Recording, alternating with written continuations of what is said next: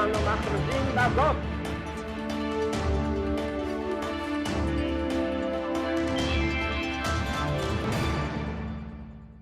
Hello, I'm Barry Shaw. This is The View from Israel, and here is the news. Civil war has broken out in America.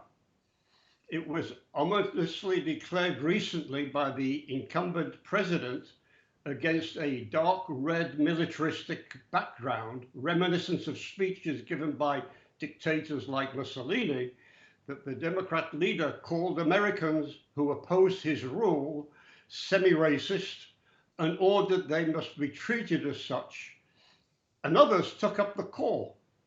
Some accused ordinary Americans suffering under the damaging economic policies of this administration of being actual Nazis. One of those was Hillary Clinton, who called a Republican event to support J.D. Vance as Nazis.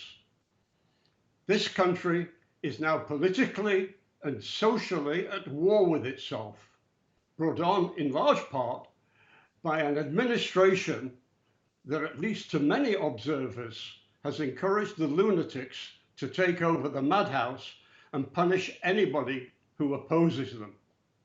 Take the indoctrination of children as one example in the school system since returning from 2 years of missed education due to the imposition of COVID lockdowns. There's a new type of teacher in the classroom. Strange people who play out their sexual fantasies and perversions on the impressionable minds of young kids, even encouraging them from the age of 15, 14, and I've heard even 13, encouraging them to have breasts surgically removed and boys to be chemically castrated. This has increasingly happened with the paid assistance of hospital surgeons and a compliant health system. And when parents angrily protest at school board meetings the perversion of what their children are being taught or indoctrinated, the state, by the Attorney General Merrick Garland and his DOJ, threatened him with arrest and imprisonment for being domestic terrorists. When academics preach the dogma of critical race theory, criticizing all white people without exception of being the most racist people on earth, we need another word for critical, especially as the train of warped thought has invaded every nook and cranny of the foundational institutions that once made America a great nation. To quote award-winning author Howard Jacobson, when academia adopts a closed mind, when it is no longer open to reason, not only academia, it becomes dogma, where opinion passes as fact, where delusional thoughts such as critical race theory and gender bending theories become policy to be imposed on all and into all the foundational structures of a country, its educational system, its culture, entertainment and sport, its corporate structure, even the military and the police that must be defunded, and a justice system that allows the release of its violent and dangerous inmates back onto the community, you know that the lunatics are running the asylum. The propagandists are attempting to fool the people about what's going on by using the positive language, describing it as woke progressivism. It's form of an anesthesia for the brain that make people unaware of what is happening until it's too late. A catchy phrase to attract the young to join their cause with TikTok slogans and images into thinking they're adopting a worthy cause. And partly hidden in that radical regressivism hatred is the phenomenon of anti-Semitism and anti-Israel activism, Or, in the words of one radical critical race theory activist, Jews are the epitome of white privilege racism. Or, in the words of another CRT champion, Ilan Omar, it's all about the Benjamins. So let's, for this show, concentrate on woke anti-Semitism. And to help me understand this phenomena, I've invited David Bernstein to be my guest. David, welcome to the show. Great to be with you. David has researched the anti-Semitism of the radical reformers and has written a book enticingly called Woke Anti-Semitism. David, as you heard in my opening monologue, America is in a very dark and dangerous place right now. And this movement is progressive or regressive, in your opinion? Well, that was quite the harsh indictment of American society. I certainly recognize some aspects of what you said, but I just want to point out that America still is a great democracy, and it has a long way to go before it becomes the kind of anti-democratic, illiberal country that you're portraying. It doesn't mean that we're not in a dangerous situation. We are, but I do think the U.S. is still a country that has a lot going for it. It has amazing democratic institutions, and we have a lot of work to do to make sure that those institutions remain strong.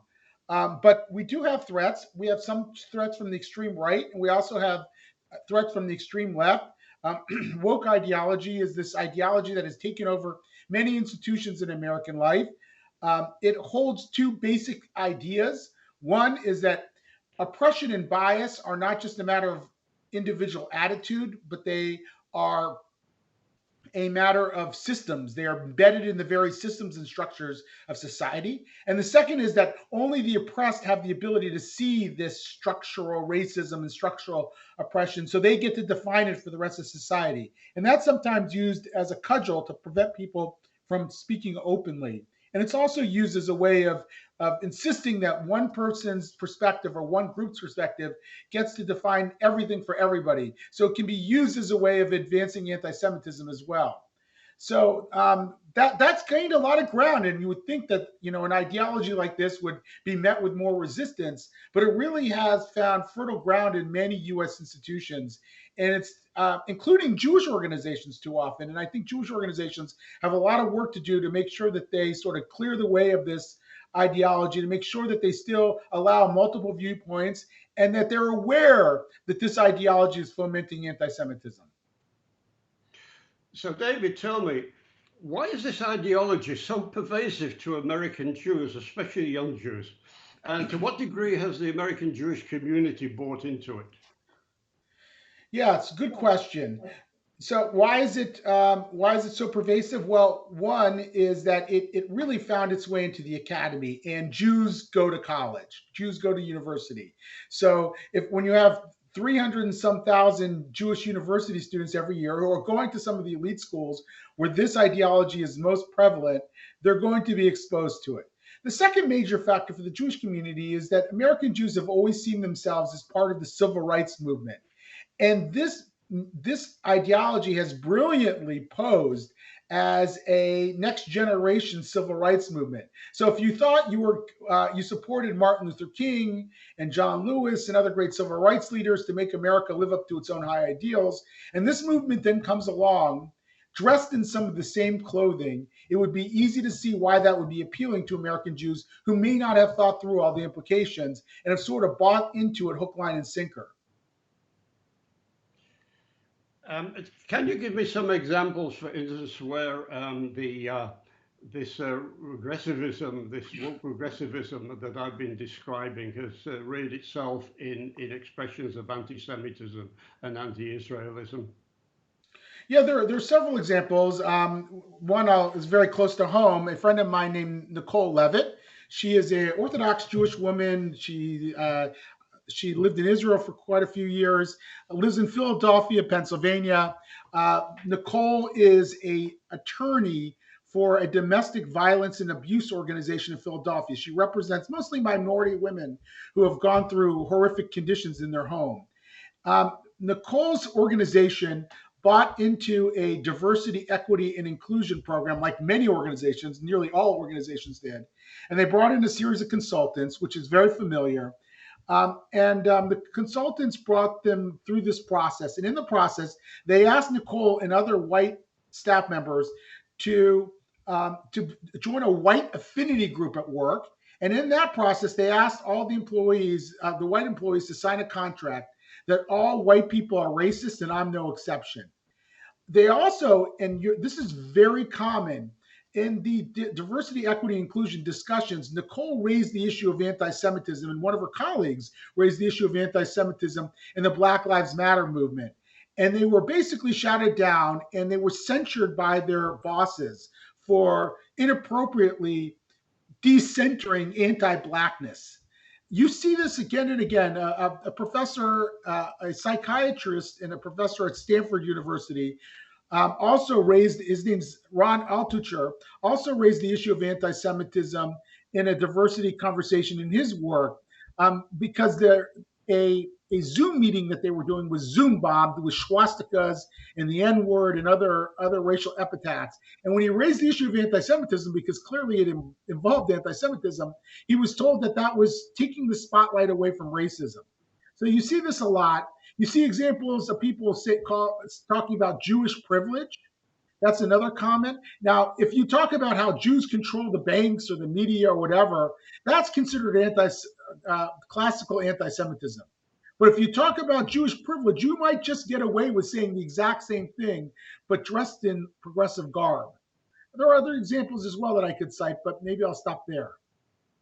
Expose a lot of lies that Ilhan Omar was telling people at the time that she had been elected to Congress about her background in Somalia and the fact that she didn't live in a refugee tent in Kenya. She was in a quite respectable suburb. She was in fact married to her brother and various things like this. These are all facts. We have the information. But the point I'm coming on is this. When she was running for Senate, part of her campaign, quite a substantial part of her campaign, was funded by Jewish donors in the area of her constituency. They are the people who, with their Benjamins, brought her to power. My question to you, I suppose, is this, that now that she has exposed herself for the anti-Semite that she really is, my opinion is, in this current campaign, I doubt that those people, even if they consider themselves progressive Jews, would be putting their money into her campaign.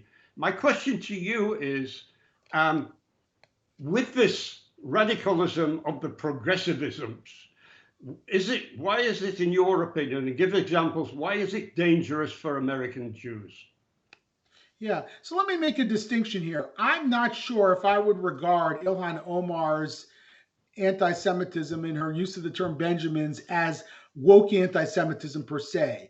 She grew up in the Muslim world. She probably holds many of the attitudes that you would find in sort of classical Muslim anti-Semitic tropes rather than woke anti-Semitism. Now, she may use woke platitudes to help amplify her anti-Semitism, and others like her may do the same.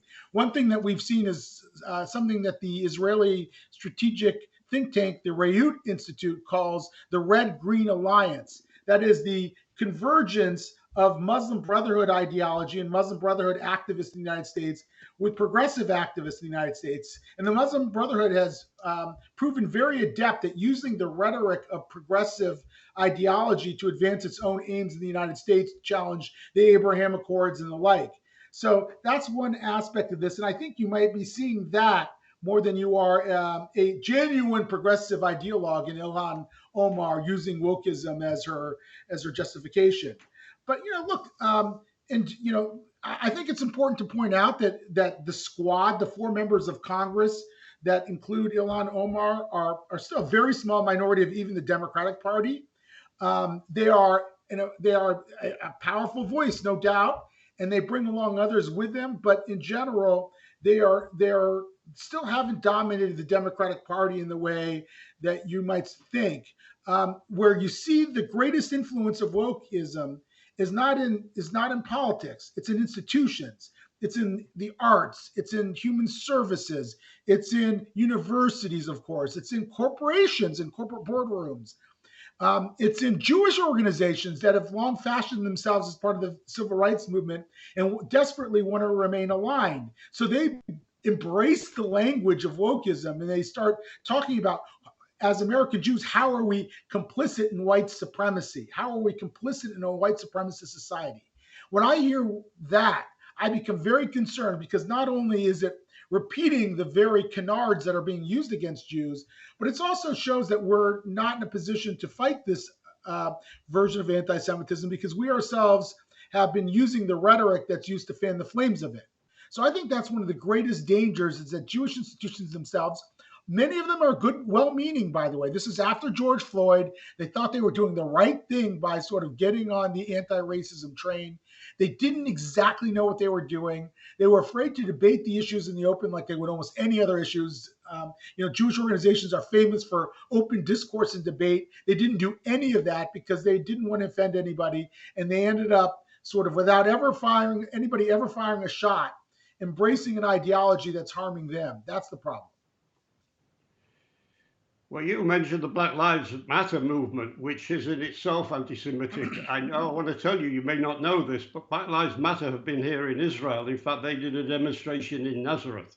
But at the same time, you talk about numbers. I wouldn't limit or say that the people like the Squad are only a small number.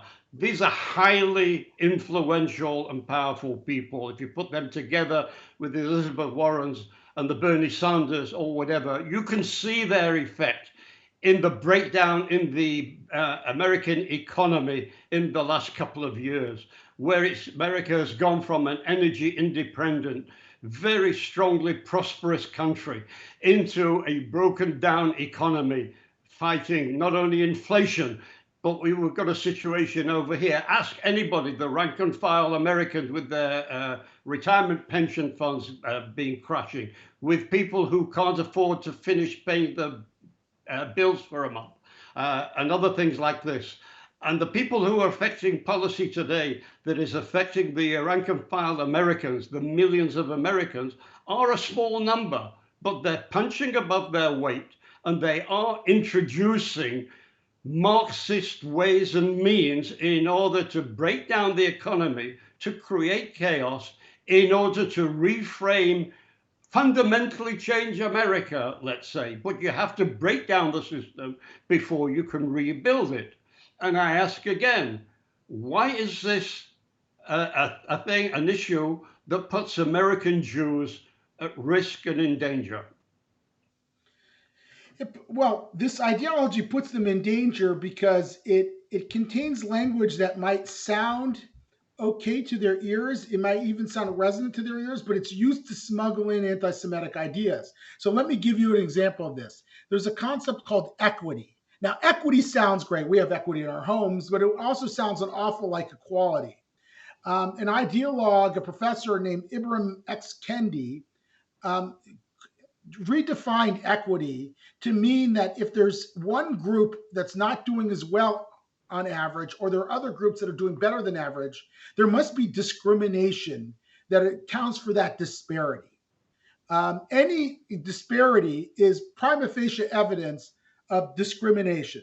So imagine this, you're Jews, or you're Asians for that matter, you on average do better than the mean in society. And there are other groups who are on average doing under the mean in society. You can be blamed, you Jews can be blamed for the hardships of the groups that are under the mean, because if they're doing poor because of structural racism, you must be benefiting from structural racism. So you put them in that condition. That definition of equity is being used in institutional life, and it probably is already taking effect in ways that people haven't fully acknowledged. I think there are a lot of Jews who aren't getting into the colleges that they would have otherwise. I think there are a lot of Asians who aren't getting into the colleges that they wouldn't otherwise. It's also used to sort of clear the way, and it's a drive to the bottom. So let me give you an example of this. At Colorado College, there was a spiritual life program, and on Friday night Hillel services, the Jewish student services, there were about 60 students on average. It was doing very, very well. And yet the Hindu services and the Baha'i services and the Muslim services were not doing as well. So the spiritual life director insisted that they close down the entire program because they couldn't allow this kind of disparity. That's the kind of thing that can also harm Jews as well. It's not just being blamed for racism or oppression, which is one of the problems, but it's also that because they're doing well, someone will try to even the playing field in an artificial way, and it will harm Jews that way as well. So that's another dimension of this in ways that Jews can be hurt. I want you to answer the question then, where are some of the major Jewish organizations in America have been so wimp when it comes to countering or addressing some of the regressive policies of the progressive movement, the woke anti-Semitism included? And I'm mentioning in particular, for instance, ADL, the Anti-Defamation League, which has gone from when it was headed by Abe Foxman as an affirmatively pro-Jewish, pro-Israel organization into its current leader, who actually goes closer to J Street with its critical position on Israel, opposes AIPAC, for instance, and has really appeased and adopted a lot of the regressive policies and programs of the so-called progressive woke ideology. What hope is there? Which Jewish organizations are they still who can stand up and say this far and no further? Yeah, so let me just take the ADL case study for a second. ADL has, in fact, embraced educational programs that use critical race ideology and woke ideology in their teaching. They teach they link identity to privilege, and they insist that that white people automatically are conferred advantages over non-white people. It's very, very ideological training. We've looked at it in some depth. I have to tell you, though, about 2 weeks ago, after Fox News did an expose on the ADL's teaching, and there have been a lot of other things written. I had written an article with a colleague of mine also pointing out some of the problems in the ADL. The ADL is now going through a strategic review looking at some of this material. Now, where that ends up, I can't tell you. But I'm pleased that at long last, the organization is taking this seriously and understands that it might have a problem that it didn't recognize before. This is very hard for Jewish organizations. They tend to have, especially mainstream institutions, tend to have a very politically diverse base. So they have Democrats and Republicans, they have liberals and progressives and conservatives, and those people share the boardroom. And it becomes very hard to address these issues because some people in the Jewish community have bought into it. They believe America is a white supremacist country. They believe that we all have amends to make for not only past racism, but present racism, and that we're all implicated in the scourge of white supremacy. Given that that's their attitude, you can imagine being a CEO who might oppose such ideas, maybe not rushing into the fray because they're worried that they're going to get their head handed to them by their own board members. So this is a fraught issue in the American Jewish community. It might not seem like it would be to the outsider, but this ideology has so seeped into the American body politic that there are people who are otherwise pro-Israel. They love the Jewish people. They might come to Israel every year. They do all the Jewish holidays. They raise their kids Jewish. They send their kids to Jewish day school, and they're still woke. And that makes it much harder for a Jewish leader who can see the writing on the wall and understands the dangers of this ideology to go and point it out and to try to lead the Jewish community out of this morass. Well, I have a few complaints with against the ADL. A couple of them, as an example, the Anti-Defamation League sought to defend and remove the tax exemptions from 3 pro-Israel organizations, including one I'm involved in, which is the Christian Zionist group called Proclaiming Justice to the Nations. IDL also hired an outreach director who justified anti-Israel terrorism, saying the Jews, I quote, need to repent for Gaza's dead. With actions like this, I wonder whether the Anti-Defamation League feels it has to bow down to the critical race theory people, so it will not be accused, as I mentioned earlier in the show, that Jews are white privileged people and need to repent for that. In my opinion, some of the actions of the Anti-Defamation League is standing affirmatively for Judaism and Jews, saying Jews are not white racist and Israel is not a white racist state, are in fact appeasing the very people who hate Jews. Yeah, look, I can't comment on those individual issues that you raised because I'd have to look at them in greater detail. I've been in the Jewish world my entire life, in the mainstream Jewish community. I believe that the vast majority of the people who are work and are associated with the ADL are strongly identified and proud Jews who love Israel. That's the vast majority. There are people, it's a big organization and it has an education arm that does a lot of critical race ideology. And I think it has to take a good look at that and ask themselves whether that's serving their purposes or whether that's fomenting the very thing that they're fighting. Now, I would argue that it's fomenting the very thing that they're fighting. But I don't think that that means that everyone who works in the ADL or the whole organization is corrupt from top to bottom. I don't think that that's true. I know those people, and I think that they largely deeply care about the dignity and security of the Jewish people. But they've got work to do. And so I think your indictment is a little too harsh for me, Barry. I'm sure that there's some truth to some of the accusations, but I also think that if you watch the ADL over years, even in recent times, it's an organization that's defending the Jewish people, and I think it has to reconcile this other arm of its own work and make sure that it doesn't work against its own interest and the interest of the Jewish people. So about your book, Woke Anti-Semitism, I can understand the motivation for you in writing it, and based on the research that you did for the book, what are your conclusions of generally the situation that Jews in America find themselves in today? And how can they extract themselves from the trap that they find themselves in? What conclusion did you come to after researching and writing the book? Yeah, well, my conclusion is that a lot of the Jewish community is deeply, not all, but a good swath of it is deeply embroiled in woke ideology and has embraced it themselves. They brought in a diversity, equity, and inclusion trainer in the wake of George Floyd, and then they may hired somebody to help institutionalize those various woke, commitments that they made during that time. And it's very hard for them to get out from under it.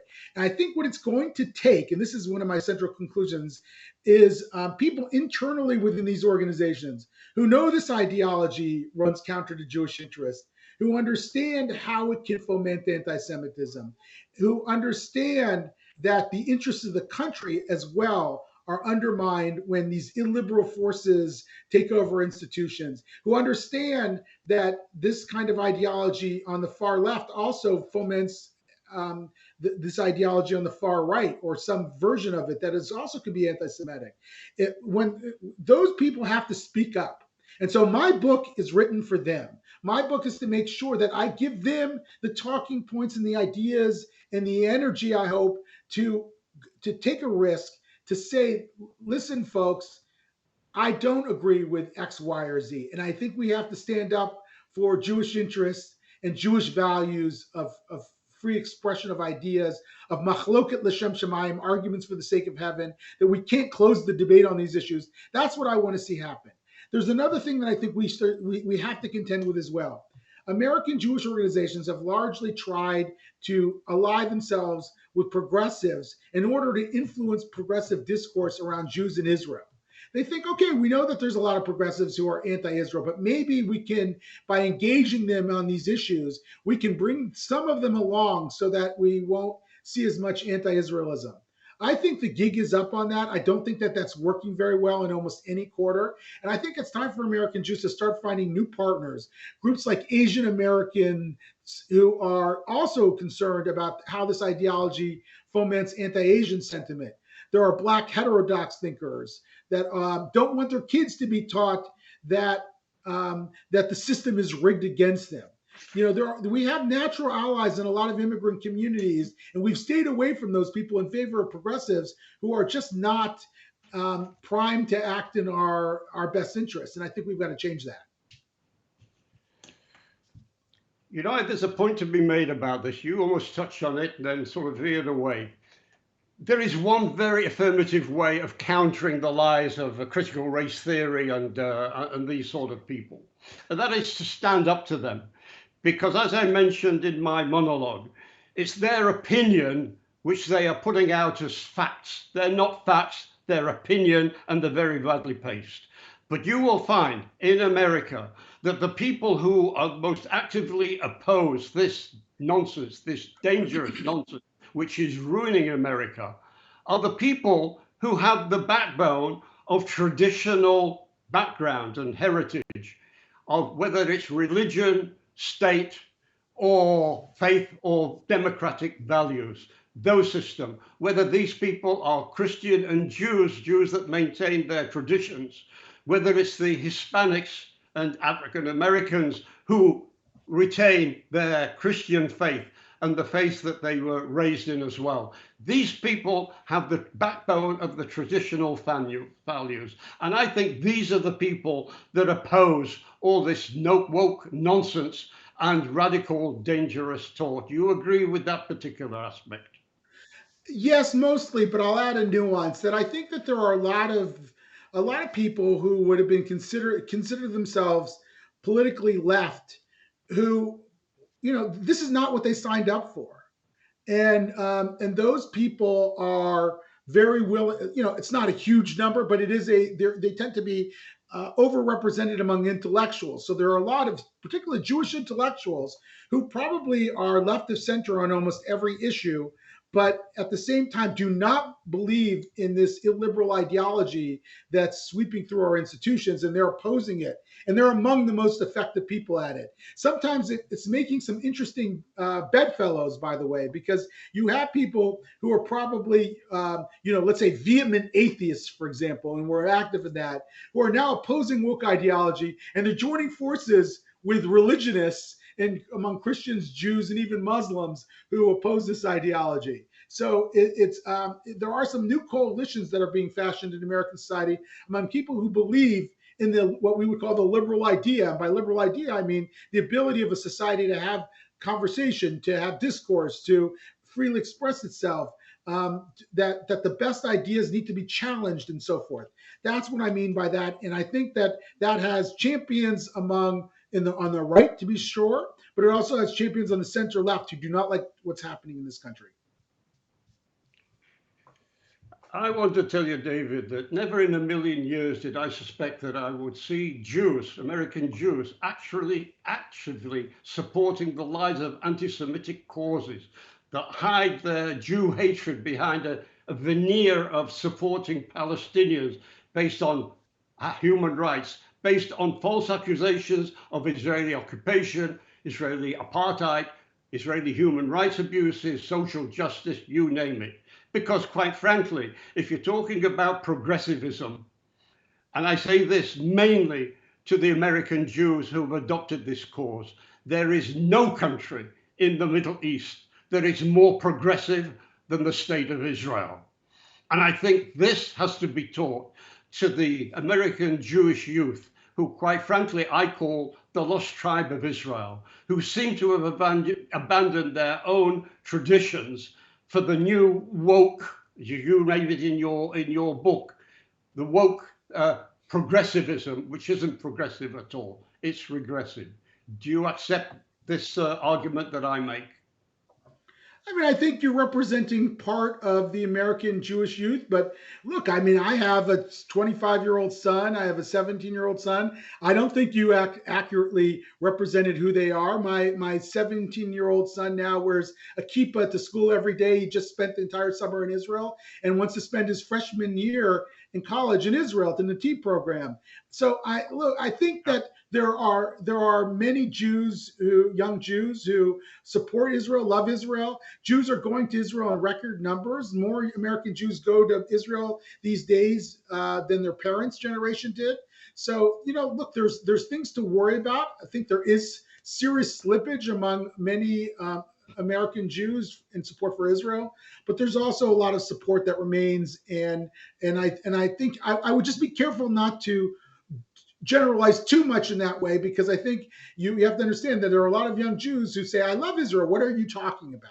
And they may dismiss what you're saying when they hear that, because I think that they very much support Israel, and they put themselves on the line every day on campuses around the country in their support for Israel.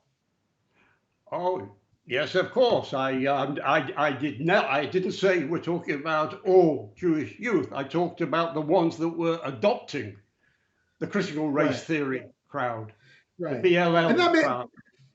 That may be a small minority. That may be a minority, but it's a vocal minority. That's the problem. It's probably 15 or 20% of American Jews who have bought into it, but that 15 or 20% is louder than everybody else combined, or a large segment combined, and they have more influence than they ought to properly have.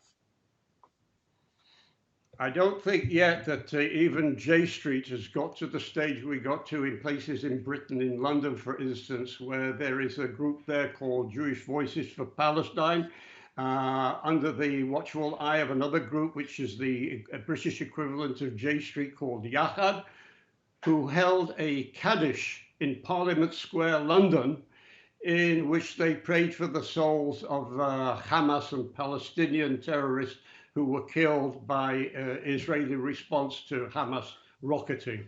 For the list of names that was just read out of those killed in the last month in Gaza. Yitadal, Yitadash, Shemei Rabah, Bialmad, Divrah, Kurute, Bialmit, Mafute, Bachayakol, Yonafon, Buchaye, Zafon, Israel, Yadalau, Bisman, Tarif, Yibru, Amen. Yehei Shmei Rabah Mibarach Le'olam Chomei Omaya Yitbarach Yishabach Yita'ar Yitramam Yitnaseh Yitadar Yitaleh Yitalal Shemei B'Kudusha V'Richu Ra'ela Mikol B'Yachata L'Shirata Tushtakata V'Nefemata Yiramiran B'Amam Yibru Amen Yehei Shlama Rabba Min Shemaya V'Chaim Aleinu V'Yalkol Yisrael V'Yibru Amen Oseh Shalom V'Mamah Kuya Shalom, Aleinu Yalkol Yisrael, Yalkol Yosei Tevel, Yibru, Amen. I haven't seen you mentioning any Jewish children. Any Jewish children that were murdered by those terrorists? Have you said their names at all? No, it's only terrorists you're saying Kaddish for. Oh, here he is, the Gestapo is back.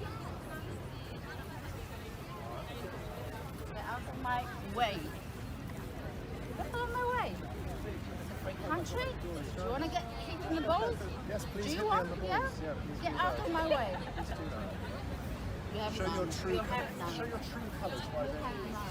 The issue isn't that people were saying Kaddish, it's when you name literally all of the people who were killed indistinguishable. You said yourself there's nuance, and there was no nuance in the list of names that you read out, and that's the issue. The issue isn't that you've got Jews that are concerned about Palestinians that are killed. That's not the issue.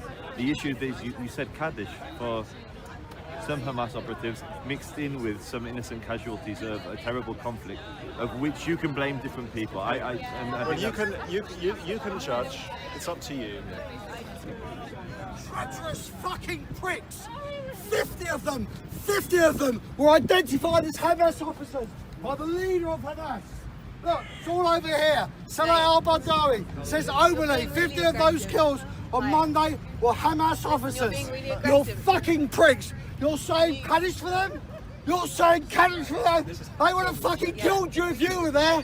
They would have killed you. If you're Jews, they would have killed you. What the fuck do you expect the Israeli army to do? You expect them to let them in? Let us get slaughtered? You're worried about fucking children? You prick, you! You fucking prick! You're a fucking idiot! You can have And you get out of my face, you fucking I do wanker! think that's a very nice way to talk to people. You can have a Yeah, conversation about it. yeah, disagree you're an without idiot. swearing. You have just basically justified everything that they do. All those terrorists. I'll tell you what, next time somebody dies, it's on you, and it's on you, and it's on you, and it's on you. Okay, why don't you Shame go on you! and you have other friends. Shame on you! Go and talk to them. Fucking disgrace. Don't you fucking tell me enough? I don't believe that has happened in America yet, but this is an end product of where you go to if you get lost in the weeds of getting too deeply involved in the brambles of people who latently at heart are anti-Jewish and anti-Israel. I want to thank you, David, for talking to us. Where can people get hold of copies of your book? It will be on Amazon.com starting October 18th.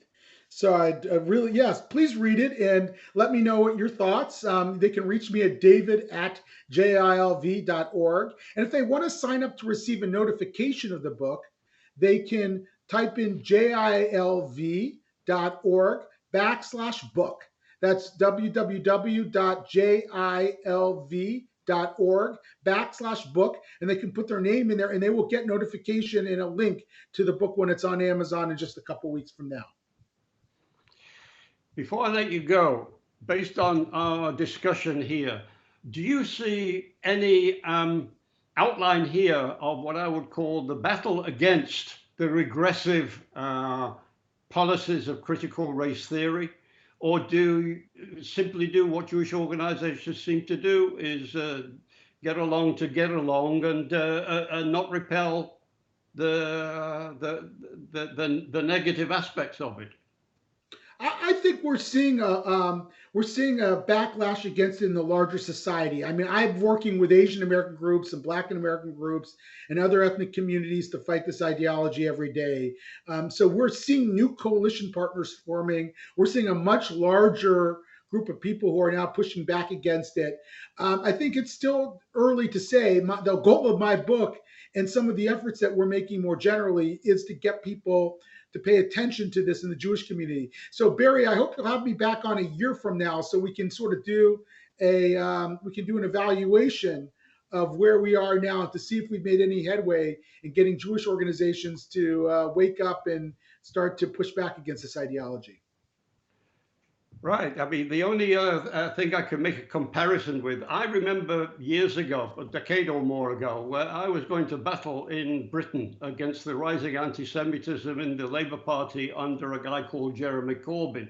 And initially, a number of Jewish members of parliament for the Labour Party took up the cudgels to really address and expose the deep-seated anti-Semitism that was allowed to spread in the Labour Party, in which even at their annual party conference, in their list of 10 priorities, that Palestine was number 4. You know, David, this was above the welfare system, the health service, and also payments for pensioners. This is how things got so out of balance. And it's ended up where members of the Labour Party, both Jewish and non-Jewish, including veteran ones who have been members of the Labour Party for even 30 years and longer, simply got up and walked away. I say that if there's no effective countermeasure, particularly from Jewish organizations, against the radical racism of critical race theory and all the other things that are happening by the Marxists of the left, if you don't take this up, you have only one thing to do, in my opinion, and that is to walk away. Do you have any response to that? Well, I think it remains to be seen. I worry about Corbynization of American politics. I think our political system is less likely to be immediately affected by it as our institutions are. There's still a lot of I'm in a conversation with a longtime friend of mine named Josh Kraushaar, who's one of the most insightful people on American politics. He used to intern for me years back. He could tell you every race, every congressional race in the country, and he's very anti-woke and concerned about woke ideology. And he tells me we're a long way away from a Corbynization of a full Corbynization of the Democratic Party, because there's still too many moderate districts that are not going to vote in Ilhan Omar or Rashid Tlaib. However, I do worry that the institutional life of Americans are already being affected in the way that way. I think there's been a Corbynization, not necessarily in the same way as Corbyn was an anti-Semite. I don't think these institutions have all become anti-Semitic at this point, but I think they're susceptible to it now that they've embraced this oppressed versus oppressor binary. I think that makes them susceptible to it. And I think in the long run, if we don't push back and we don't start to expose this ideology, we're going to see much more Corbyn-style anti-Semitism throughout American life. So I guess I would agree with you largely, Barry, somewhat, Barry, but I still think we're ways away from seeing it sort of fully come to roost. Well, Godspeed for your fight, and if you're the last one in the battle, please turn off the light before you leave. Okay, I'll see you in Israel if that's the case. We'll welcome you. The door's open. David, I want to first of all thank you for joining me, and thanks for a healthy, lively conversation. I wish you lots of luck for your book. Again, we're going to put on the screen over here where they can get the book from. You said Amazon. Any other places, bookstores, or is it just Amazon? For right now, it's Amazon. We rushed the book to the market, and the way to do that was through Amazon and not wait for the publication of it in book form. So you can still, by the way, it's not just digital. You can order it on demand and get a hard copy on Amazon. Good luck with the book, David. And if you see any changes in our favor, please contact me. Be happy to have you on again. Fabulous. Thanks a lot. Hope you enjoyed the show, ladies and gentlemen. This is Barry Shaw, The View from Israel. If you like the show, press like and please share it with other people, because I think this message needs to get out more broadly. Thank you very much. Goodbye.